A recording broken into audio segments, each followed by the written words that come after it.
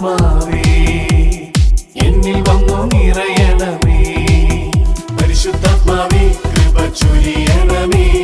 പരിശുദ്ധാത്മാവേ ശക്തി പകരണമേ. പരിശുദ്ധാത്മാവേ കൃപ ചൊരിയണമേ. പരിശുദ്ധാത്മാവേ ശക്തി പകരണമേ.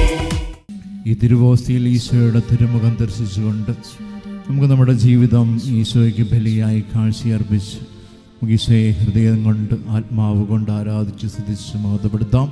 ഹല്ലേലൂയ ഹല്ലേലൂയ യേശുവേ ആരാധന ആരാധന ആരാധന ആരാധന. ഹല്ലേലൂയ ഹല്ലേലൂയ ഹല്ലേലൂയ യേശുവേ ആരാധന ആരാധന. ഹല്ലേലൂയ ഹല്ലേലൂയ കർത്താവേ, ഞങ്ങൾക്കായി അങ്ങ് കുരിശുമരണം വരിച്ച ഈ 3 മണി സമയം കർത്താവേ, ലോകം മുഴുവൻ അങ്ങ് കരുണ വർഷിക്കുവാൻ ആഗ്രഹിക്കുന്ന നിമിഷം കർത്താവേ, സ്വർഗീയ വൃന്ദങ്ങളോട് ചേർന്ന് ആരാധിച്ച് സ്തുതിച്ച് മഹത്വപ്പെടുത്തുന്നു. ഹല്ലേലൂയ യേശുവേ ആരാധന ആരാധന ആരാധന ആരാധന. ഹല്ലേലൂയ ഹല്ലേലൂയ ഹല്ലേലൂയ ഹല്ലേലൂയ യേശുവേ ആരാധന ആരാധന ആരാധന ആരാധന ആരാധന. ഹല്ലേലൂയ ഹല്ലേലൂയ ഹല്ലേലൂയ ഹല്ലേലൂയ യേശുവേ ആരാധന. ഹല്ലേലൂയ ഹല്ലേലൂയ യേശുവേ ആരാധന ആരാധന ആരാധന. ഹല്ലേലൂയ ഹല്ലേലൂയ യേശുവേ ആരാധന. ഹല്ലേലൂയ ഹല്ലേലൂയ യേശുവേ സ്തുതി, യേശുവേ സ്തോത്രം, യേശുവേ ആരാധന, യേശുവേ മഹത്വം. ഹല്ലേലൂയ യേശുവേ നന്ദി, യേശുവേ സ്തുതി, യേശുവേ നന്ദി, യേശുവേ സ്തുതി. ഹല്ലേലൂയ ഹല്ലേലൂയ യേശുവേ ആരാധന ആരാധന ആരാധന ആരാധന. ഹല്ലേലൂയ ഹല്ലേലൂയ യേശുവേ ആരാധന ആരാധന. ഹല്ലേലൂയ. നമുക്ക് ദിവ്യകാരുണ്യ സന്നിധിയിൽ എളിമയുള്ള ഹൃദയത്തോടെ ഈശോയുടെ സന്നിധിയിലായിരിക്കാം. കർത്താവേ, ലോകം മുഴുവൻ അനുഗ്രഹം വർഷിക്കുവാൻ വേണ്ടി, അങ്ങയുടെ കരുണ വർഷിക്കുവാൻ വേണ്ടി അങ്ങ് തിരഞ്ഞെടുത്ത ഈ സമയം ഞങ്ങൾക്കായി, ഞങ്ങൾക്ക് വേണ്ടി, ഞങ്ങളുടെ പാപങ്ങൾക്ക് വേണ്ടി അങ്ങ് കുരിശുമരണം വരിച്ച ഈ നിമിഷം കർത്താവേ, അങ്ങയുടെ കരുണയ്ക്കായി ലോകം അങ്ങയുടെ മുമ്പിൽ യാചിക്കുന്നു. കർത്താവേ, ഞങ്ങളോട് കരുണയായിരിക്കണമേ. നമുക്ക് ഈശോയെ ചേർന്ന് ആരാധിച്ച് മഹത്വപ്പെടുത്താം. പരിശുദ്ധ പരമ ദിവ്യകാരുണ്യനാഥനായ ഈശോയ്ക്ക് നിത്യസ്തുതിക്ക് യോഗ്യനായ പരിശുദ്ധ പരമ ദിവ്യകാരുണ്യനാഥനായ ഈശോയ്ക്ക് നമ്മുടെ കൂടെയായിരുന്നു നമ്മളെ ആശീർവദിച്ച് വിശുദ്ധീകരിക്കുന്ന പരിശുദ്ധ പരമ ദിവ്യകാരുണ്യനാഥനായ ഈശോയ്ക്ക് നമുക്ക് സ്വസ്ഥാനങ്ങളിലായിരിക്കാം. ദൈവവചനത്തിലൂടെ കർത്താവ് നമ്മളോട് സംസാരിക്കുന്ന നിമിഷം കർത്താവേ, അങ്ങയുടെ വചനങ്ങൾ ഹൃദയത്തിൽ സംഗ്രഹിക്കുവാൻ ഞങ്ങൾക്കിടയാക്കണമേ എന്ന് നമുക്ക് ആത്മാർത്ഥമായിട്ട് ആഗ്രഹിച്ച് പ്രാർത്ഥിക്കാം. ലൂക്കയുടെ സുവിശേഷം 18-ാം അധ്യായം 1 മുതൽ 8 വരെയുള്ള തിരുവചനങ്ങൾ. അവിടെ ഈശോ ഒരു ഉപമ പറയുന്നത് നമുക്ക് കാണാം. ഭഗ്നാശരാകാതെ പ്രാർത്ഥിക്കുവാൻ വേണ്ടി കർത്താവ് ഒരു ഉപമ പറഞ്ഞു. നമുക്കെല്ലാവർക്കും പരിചയമുള്ള ഒരു ഉപമയാണ് ന്യായാധിപൻ്റെയും വിധവയുടെയും ഉപമ. ഇവിടെ ഈ ന്യായാധിപൻ ദൈവഭയമില്ലാത്ത നീതിരഹിതനായ ഒരു മനുഷ്യനായിരുന്നു. ഈ വിധവ, ആ പട്ടണത്തിൽ തന്നെയുള്ളൊരു വിധവ, അദ്ദേഹത്തിൻ്റെ അടുത്ത് നീതിക്കായി യാചിക്കുവാൻ ചെന്നു. പലവട്ടം ഈ വിധവ ഈ ന്യായാധിപൻ്റെ അടുത്ത് വന്നു. ആദ്യമൊന്നും അദ്ദേഹം അത് ഗൗനിച്ചില്ല.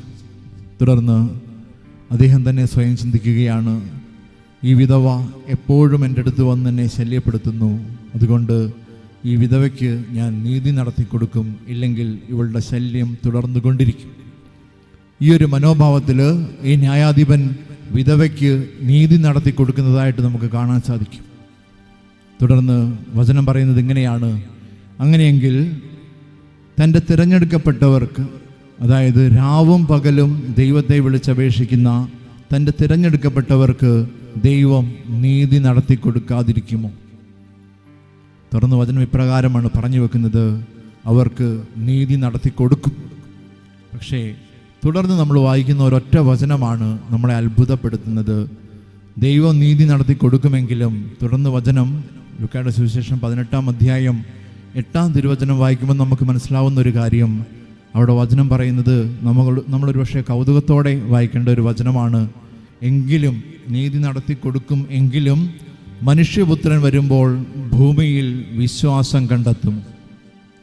സാധാരണഗതിയിൽ നമ്മളൊരു പ്രാർത്ഥന പ്രാർത്ഥിച്ച് കഴിയുമ്പം, ആ പ്രാർത്ഥന സാധിച്ചു കിട്ടുമ്പം നമ്മുടെ വിശ്വാസം വർദ്ധിക്കുകയാണ് ഉണ്ടാവുന്നത്. പക്ഷെ ഇവിടെ വചനം ചോദിക്കുകയാണ്, മനുഷ്യപുത്രൻ വരുമ്പോൾ ഭൂമിയിൽ വിശ്വാസം കണ്ടെത്തുമോ എന്ന്. ഇതിനകത്ത് നമ്മൾ മനസ്സിലാക്കേണ്ട ഒരു കാര്യം, രാവും പകലും തന്നെ വിളിച്ചപേക്ഷിക്കുന്ന മക്കളെക്കുറിച്ചാണ് ദൈവം പറയുന്നത്.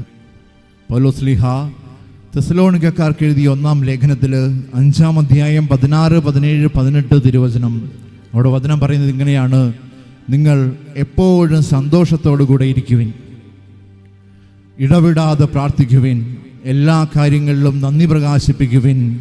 ഇതാണ് നിങ്ങളെക്കുറിച്ചുള്ള യേശുക്രിസ്തുവിനെ സംബന്ധിച്ചുള്ള ദൈവഹിതമെന്ന്. നമ്മൾ ഓരോരുത്തരെയും കുറിച്ചും ദൈവം തിരഞ്ഞെടുത്ത് വേർതിരിച്ച് നമ്മൾ ഓരോരുത്തരെക്കുറിച്ചുള്ള ദൈവഹിതമാണ് നമ്മൾ എപ്പോഴും സന്തോഷിക്കുന്ന ഒരു ജനമായിരിക്കണം, ഇടവിടാതെ പ്രാർത്ഥിക്കുന്ന ഒരു ജനമായിരിക്കണം, എല്ലാ കാര്യങ്ങളിലും നന്ദി പ്രകാശിപ്പിക്കുന്ന ഒരു ജനമായിരിക്കണം. ദൈവത്തിൻ്റെ വലിയൊരു ആഗ്രഹവും ഹിതവുമാണ്. അങ്ങനെ ചെയ്ത ഒരു ജനത്തെക്കുറിച്ച് ഈ സുവിശേഷത്തിൽ ഇങ്ങനെ എഴുതി വച്ചിട്ടുണ്ടെങ്കിൽ അതിന് പിന്നിൽ ഒരു രഹസ്യമുണ്ടാവും, ഒരു കാരണമുണ്ടാവും. നമ്മൾ ഒരു കാര്യത്തിന് വേണ്ടി ആഗ്രഹിച്ച് പ്രാർത്ഥിച്ചു, അത് ദൈവം നടത്തി, എങ്കിലും നമ്മളിൽ വിശ്വാസത്തിൻ്റെ ഒരു കണിക വർദ്ധിക്കുന്നില്ലെങ്കിൽ അത് നമ്മൾ ചിന്തിക്കേണ്ട ഒരു കാര്യമാണ്. കാരണം നമുക്ക് ദൈവമായിട്ട് ഇടപെടാതെ പ്രാർത്ഥിക്കുക എന്ന് വെച്ചാൽ നമ്മൾ വിചാരിക്കല് നമ്മളെപ്പോഴും പ്രാർത്ഥിച്ചുകൊണ്ടിരിക്കുന്ന ഒരു ജീവിതമായിരിക്കണമെന്നല്ല. നമ്മൾ ഏത് സമയവും ദൈവിക സാന്നിധ്യത്തിലാണെന്നൊരു അവബോധം നമുക്കുണ്ടായിരിക്കണം. കാരണം കൊച്ചു ത്രേസ്യയെക്കുറിച്ച് ഇങ്ങനെ പറയുന്നുണ്ട്, ഒരു 3 മിനിറ്റിൽ കൂടുതൽ അവൾ ദൈവ സാന്നിധ്യ സ്മരണയിൽ നിന്ന് അകന്നിരുന്നിട്ടില്ല. എത്ര കോൺസെൻട്രേഷനോടുകൂടി ചെയ്യേണ്ട കാര്യമാണെങ്കിലും കൊച്ചു ത്രേസ്യ ഒരു 3 മിനിറ്റിൽ കൂടുതൽ കർത്താവിൻ്റെ സാന്നിധ്യത്തിൻ്റെ ആ സ്മരണയിൽ നിന്ന് അവളുടെ ജീവിതത്തെ അകറ്റി നിർത്തിയിട്ടില്ല. അത്രമാത്രം ദൈവത്തോട് ചേർന്നിരുന്ന ഒരു ജീവിതമായിരുന്നു വിശുദ്ധ കൊച്ചു ത്രേസ്യയുടേത്. അതുകൊണ്ട് നമ്മളൊരു കാര്യം പ്രാർത്ഥിക്കുമ്പോൾ, അത് പ്രാർത്ഥിച്ച് നമുക്കത് കിട്ടുമ്പോൾ നമ്മുടെ വിശ്വാസം വർദ്ധിക്കണം എന്നില്ല. കാരണം വചനം പറയുന്നത് അങ്ങനെയാണ്, നിങ്ങളൊരു നീതിരഹിതനായ ന്യായാധിപൻ്റെ മുമ്പിൽ പോയി പ്രാർത്ഥിച്ചിട്ട് അവൻ നടത്തി തന്നു, നിനക്ക് വേണ്ടി നീ കർത്താവിനോട് പ്രാർത്ഥിച്ചു, ആ ആഗ്രഹം സാധിച്ചു തന്നതുകൊണ്ട് നിൻ്റെ വിശ്വാസം വർദ്ധിക്കണമെന്നില്ല. കാരണം ഇസ്രയേൽ ജനത്തെ പോലെ അത്ഭുതങ്ങൾ കണ്ട വേറൊരു ജനത ലോകത്തിലില്ല. നമുക്കറിയാം, ഈജിപ്തിൽ നിന്ന് കാനാൻ ദേശത്തിലേക്കുള്ള അവരുടെ യാത്രയിൽ അവർ കണ്ട അത്ഭുതങ്ങൾ. അവർ നോക്കി നിൽക്കെ ഒരു കടൽ 2ആയി പിളരുന്നത് അവർ കണ്ടതാണ്. ആകാശത്ത് നിന്ന് മന്നയും കാടപ്പക്ഷിയും പൊഴിയുന്നത് കണ്ടവരാണ്. എന്നിട്ടും അവർക്ക് വിശ്വാസത്തിൽ നിലനിൽക്കാൻ സാധിച്ചില്ല. ഇത് പഴയ നിയമ ജനതയുടെ ചരിത്രമാണെങ്കിൽ പുതിയ നിയമ ജനതയെക്കുറിച്ച് നമുക്കറിയാം. മിശിഹായ ഈശോ കൺമുമ്പിൽ നിന്നിട്ട് അവർക്ക് വിശ്വസിക്കാൻ സാധിച്ചില്ല. അവരത്ഭുതങ്ങൾ കാണാനിട്ടാണോ? അന്ധർക്ക് കാഴ്ച ലഭിക്കുന്നു, മുടന്തരെണീക്കുന്നു, മരിച്ചവർ ഉയർപ്പിക്കപ്പെടുന്നു. മരിച്ചടക്കം ചെയ്ത് 4-ാം ദിവസം ദുർഗന്ധം വമിക്കുന്ന ശവശരീരത്തിൽ നിന്ന് ലാസറെ പുറത്തു വരിക എന്ന് പറയുമ്പോൾ ജീവനോടെ ഒരു മനുഷ്യൻ എണീറ്റ് വരുന്നത് കണ്ടിട്ട് പോലും ആ ജനത്തിന് ഈശോയിൽ വിശ്വസിക്കാൻ സാധിച്ചില്ല. നമ്മൾ വിചാരിക്കരുത്, നമ്മളൊരു കാര്യം പ്രാർത്ഥിച്ചു, അതുകൊണ്ടാണ് ഈ ഉപമ പറയുന്നത്, ഒരു നീതി നടത്തി കൊടുക്കും, എങ്കിലും മനുഷ്യപുത്രൻ വരുമ്പോൾ ഭൂമിയിൽ വിശ്വാസം കണ്ടെത്തുമോ എന്നാണ് ദൈവം ചോദിക്കുന്നത്. നമ്മുടെ മനോഭാവം, പ്രാർത്ഥനയ്ക്കുണ്ടാവേണ്ട ഒരു മനോഭാവമാണ്. കാരണം നമ്മൾ ഒരു കാര്യം പ്രാർത്ഥിക്കുമ്പോൾ അത് കിട്ടുന്നു എന്നതല്ല നമ്മുടെ വിശ്വാസത്തിൻ്റെ അടിസ്ഥാനമായിട്ട് ബൈബിൾ കാണിച്ചു തരുന്നത്. അതിന് ഏറ്റവും വലിയ ഉദാഹരണം ഈശോ തന്നെയാണ്. കാരണം ഗെത്സമനയിലെ പ്രാർത്ഥന നമുക്ക് എല്ലാവർക്കും അറിയാം. അവിടെ ഈശോ പ്രാർത്ഥിക്കുന്നത് ഇങ്ങനെയാണ്: പിതാവേ, സാധിക്കുമെങ്കിൽ ഈ പാനപാത്രം എന്നിൽ നിന്ന് അകന്നു പോകട്ടെ. എന്താ സംഭവിച്ചതെന്ന് നമുക്കറിയാം. തുടർന്നുള്ള ഈശോയുടെ പ്രാർത്ഥനയാണ് നമ്മുടെ ഹൃദയത്തിൽ സ്വീകരിക്കേണ്ടത്. പിതാവേ, എങ്കിലും എൻ്റെ ഹിതമല്ല നിൻ്റെ ഹിതം നടക്കട്ടെ. അങ്ങനെ പ്രാർത്ഥിക്കുമ്പോഴാണ് അവിടെ നമ്മുടെ വിശ്വാസം വർദ്ധിക്കുവാൻ ഇടയാകുന്നത്. ഇല്ലെങ്കിൽ നമ്മളൊരു കാര്യത്തിന് വേണ്ടി പ്രാർത്ഥിച്ച് അത് സാധിച്ചു കഴിയുമ്പോൾ, വിശ്വാസം വർദ്ധിച്ചാൽ, മറ്റൊരു കാര്യം പ്രാർത്ഥിക്കുമ്പോൾ അത് ലഭിക്കാതിരുന്നാൽ നമുക്ക് വിശ്വാസത്തിന് കോട്ടം തട്ടാനുള്ള സാധ്യതയുണ്ട്. നമുക്ക് എന്തെങ്കിലും പ്രാർത്ഥിച്ച് ലഭിക്കുന്നതിലല്ല നമ്മുടെ വിശ്വാസം. ഇതാണ് ക്രിസ്തീയ വിശ്വാസത്തിൻ്റെ ഒരു അനന്യത എന്ന് പറയുന്നത്. നമുക്ക് എന്തെങ്കിലും ലഭിക്കുന്നതിലൂടെയല്ല നമ്മുടെ വിശ്വാസം. ഈശോയെ നമ്മൾ നേരിട്ട് കണ്ടിട്ടാണോ വിശ്വസിക്കുന്നത്? നമ്മൾ പരിപൂർണമായി വിശ്വസിക്കുന്നു. അൾത്താരയിൽ എഴുന്നള്ളിയിരിക്കുന്ന ഈ ദിവ്യകാരുണ്യത്തിൽ സർവശക്തനായ അത്യുന്നതനായ ദൈവത്തിൻ്റെ സാന്നിധ്യമുണ്ടെന്ന് നമ്മൾ വിശ്വാസത്താൽ കാണുകയാണ്. അതാണ് നമ്മുടെ വിശ്വാസം. ആ ഒരു ബോധ്യം നമുക്കുണ്ടാവണം. അതുപോലെ തന്നെ മനോഹരമായൊരു പ്രാർത്ഥന പഴയ നിയമത്തിലുണ്ട്. അത് ദാനിയേൽ പ്രവാചകന്റെ പുസ്തകത്തിലാണ്. അവിടെ 3 യുവാക്കന്മാരെ പറ്റി പറയുന്നുണ്ട്. ബാബിലോൺ രാജാവായ നബൂഖദ്നേസർ ഒരു സ്വർണ്ണ പ്രതിമയുണ്ടാക്കി. അതിനെ ആരാധിക്കാൻ ജനങ്ങളെ അദ്ദേഹം നിർബന്ധിച്ചു. 3 യുവാക്കന്മാർ ആരാധിക്കുന്നില്ലെന്ന് പരാതി ലഭിച്ചു. ഈ പ്രതിമയ്ക്ക് മുമ്പിൽ സാഷ്ടാംഗം പ്രണമിച്ച് ആ പ്രതിമയെ ആരാധിക്കണം. 3 യുവാക്കന്മാർ, 3 യഹൂദ യുവാക്കന്മാർ, ഷദ്രാഖ്, മെഷാഖ്, അബദ്നെഗോ എന്ന് പറയുന്ന 3 യുവാക്കന്മാർ ആരാധിക്കുന്നില്ലെന്നറിഞ്ഞ് രാജാവ് കോപിഷ്ഠനായി. അപ്പോൾ രാജാവിനോട് ആ യുവാക്കന്മാർ പറയുകയാണ്, രാജാവേ, എനിക്കിതിൻ്റെ മറുപടി നിന്നോട് പറയണമെന്നില്ല, എങ്കിലും ഞാൻ പറയുകയാണ്, ഈ എരിയുന്ന തീച്ചൂളയിൽ നിന്ന് എന്നെ രക്ഷിക്കാൻ കഴിവുള്ളവനാണ് ഞാൻ വിശ്വസിക്കുന്ന ദൈവം. എങ്കിലും അവിടുന്ന് എന്നെ രക്ഷിച്ചില്ലെങ്കിലും ഞാൻ ഈ പ്രതിമയെ ആരാധിക്കുകയില്ല. 3 യുവാക്കന്മാരുടെ തീരുമാനമാണ്. നമ്മൾ പല പ്രാർത്ഥനകൾ പ്രാർത്ഥിച്ചിട്ട് കിട്ടിയില്ല. നമ്മുടെ അവസ്ഥ എന്താണ്? അപ്പം നമ്മൾ ചിന്തിക്കേണ്ട ഒരു കാര്യമാണ്. ഈ യുവാക്കന്മാർ പറയുകയാണ്, ഞങ്ങൾക്ക് ഈ കാര്യം നടത്തി തന്നില്ലെങ്കിലും ഞങ്ങൾ നീ പറഞ്ഞ കാര്യം അനുസരിക്കുകയില്ല, ഞങ്ങളുടെ ദൈവത്തിൽ നിന്ന് ഞങ്ങൾ വ്യതിചലിക്കുകയില്ല. ആ ഒരു ബോധ്യം നമുക്കുണ്ടാവണം. കാരണം നമ്മൾ ഈ 8ാമത്തെ വാക്യം എന്നെ ഒരുപാട് അത്ഭുതപ്പെടുത്തിയൊരു വാക്യമാണ്. മനുഷ്യപുത്രൻ വരുമ്പോൾ ഭൂമിയിൽ വിശ്വാസം കണ്ടെത്തുമോ? നമ്മളിത് ഭൂമിയിൽ എന്ന് വിചാരിക്കരുത്. നമ്മൾ പേഴ്സണലൈസ് ചെയ്തിട്ട് നമ്മളിലേക്ക് കൊണ്ടുവരണം, നമ്മുടെ കുടുംബത്തിലേക്ക് കൊണ്ടുവരണം, നമ്മുടെ മക്കളിലേക്ക് കൊണ്ടുവരണം. നമ്മളിങ്ങനെ ചോദിക്കണം, ഈ ഒരു അവസ്ഥയിൽ ഈ ഒരു പ്രാർത്ഥനാ ജീവിതം നടത്തിയാൽ എൻ്റെ മക്കളിൽ, എൻ്റെ കുടുംബത്തിൽ, എൻ്റെ തലമുറയിൽ ഈശോ വരുമ്പം വിശ്വാസമുണ്ടാകുമോ? കാരണം ഒരു പ്രവചനം കൊച്ചുത്രേസ്യ ഒരു പ്രവചനം നടത്തിയിട്ടുണ്ട്.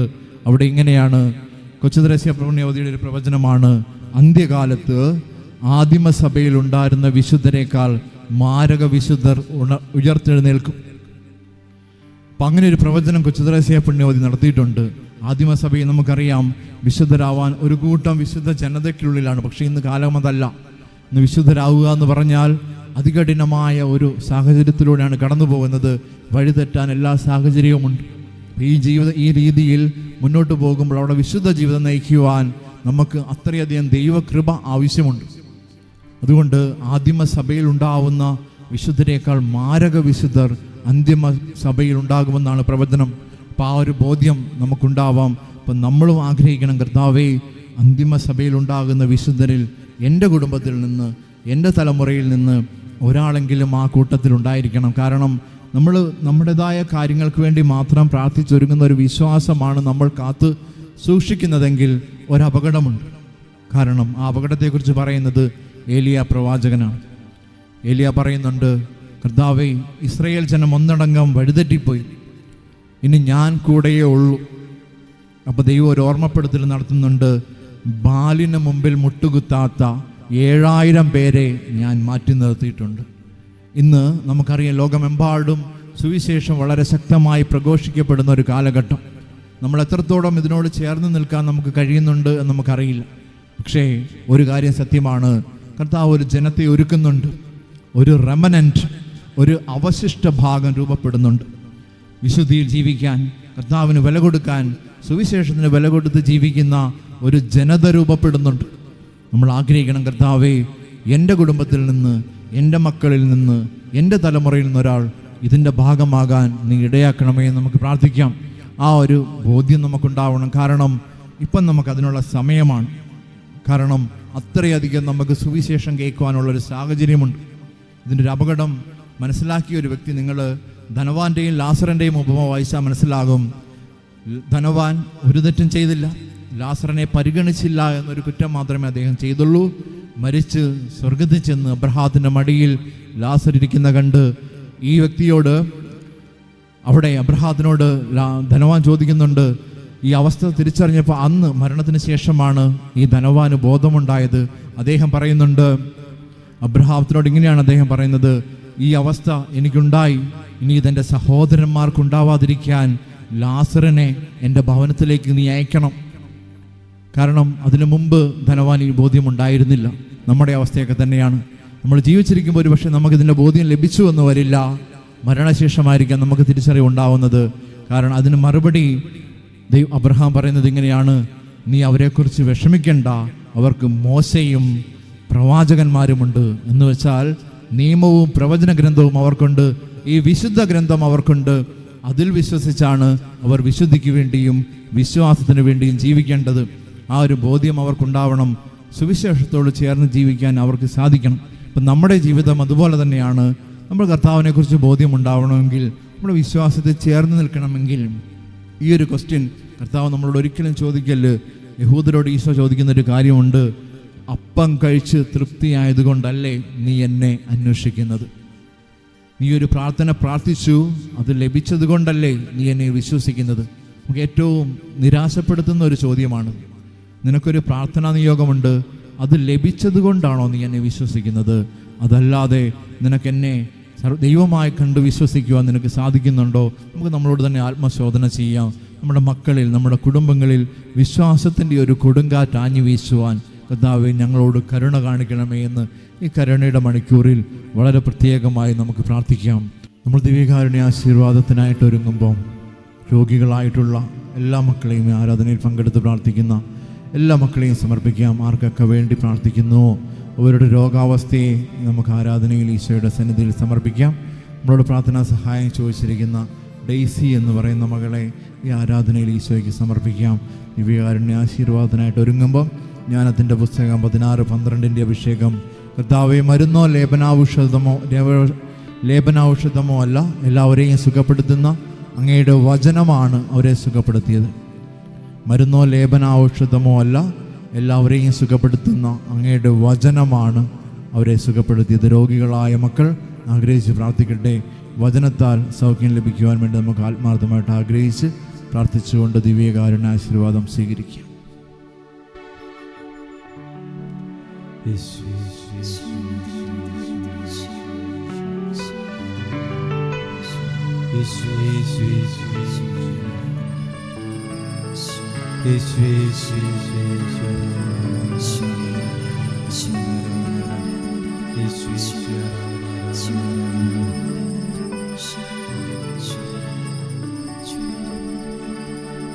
പരിശുദ്ധ പരമമാ ദിവ്യകാരുണ്യമേ, എന്നും